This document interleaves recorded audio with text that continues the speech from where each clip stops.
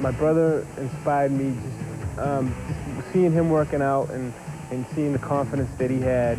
And it's something that I wanted. And, you know, I wanted to be big and massive. And that's basically what I, was lifting for at the time. And, it helped my personality. It made me, I felt it made me a better person.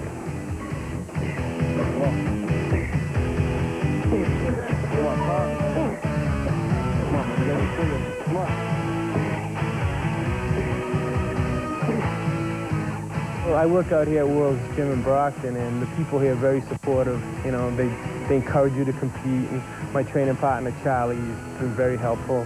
Like I said, my brother, bodybuilding it's not an individual sport like a lot of people think. I have a lot of good people around me that, that help me out, that, inspire me.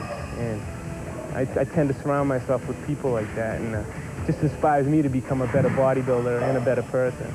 Keep faster, man. You gotta get Joe in there, too.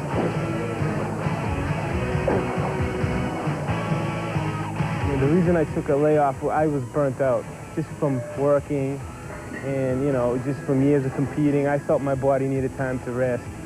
And it took me about 3 years to recuperate and, get everything together. And then I decided to make my comeback.